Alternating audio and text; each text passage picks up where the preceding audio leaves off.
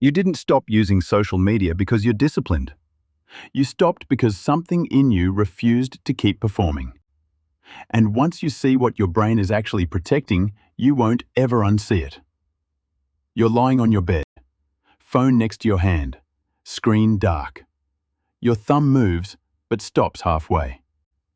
You stare at nothing for a second longer than usual. I could check something, but what for? The urge doesn't land. It just fades. That moment feels small, but it isn't.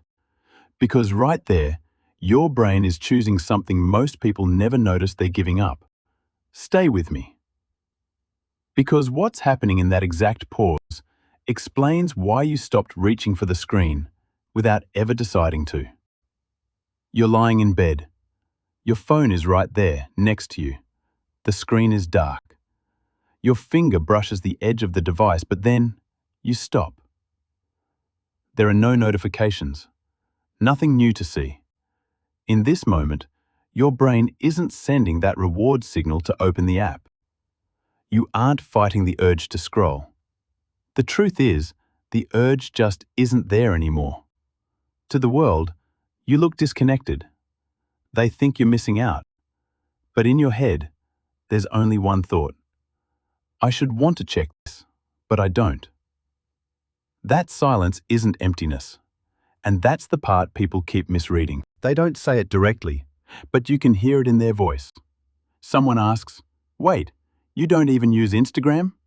Another person lets out a small laugh. That's kinda weird.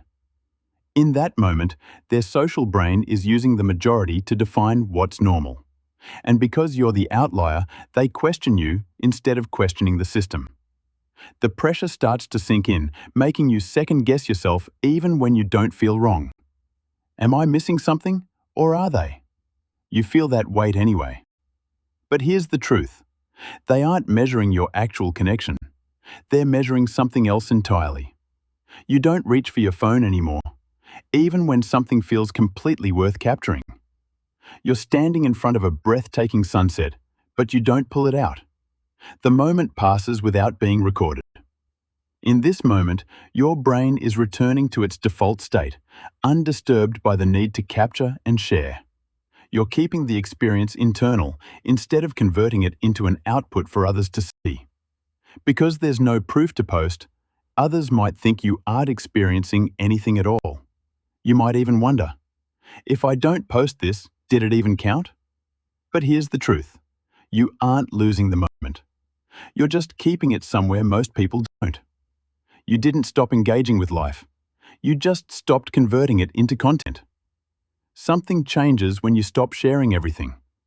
You're walking alone, no music, no screen. A single thought arrives, and it stays with you much longer than usual.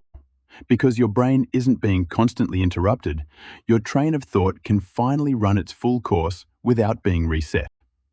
You feel slower in your reactions to the world, less updated than everyone else. But this feels clearer. There is no rush. Clarity doesn't compete for attention. And there's a reason this feels easier for you now. This didn't start with an app. It started much earlier than that.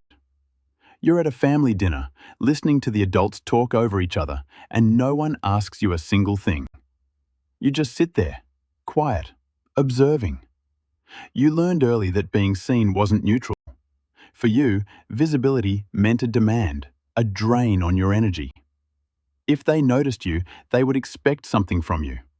So you learned that safety is found in the shadows. You aren't just avoiding social media, you're avoiding the cost of being misunderstood. You're avoiding the weight of their expectations. And that changes what connection means to you now. It's not that you don't want connection.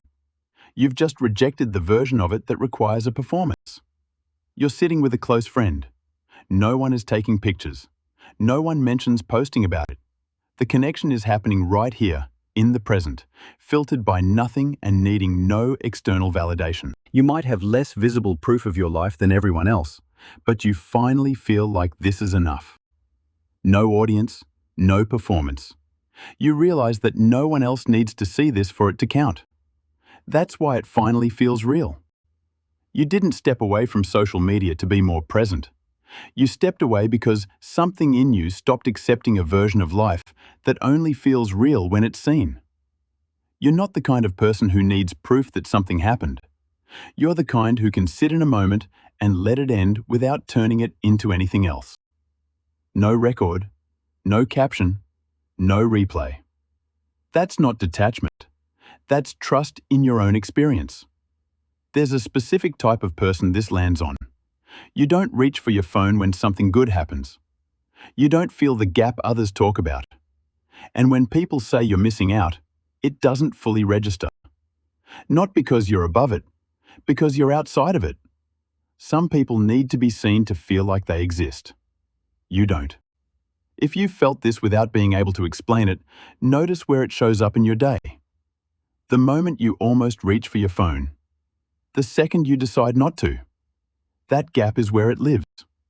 If you want more of this kind of clarity, you already know where to find it.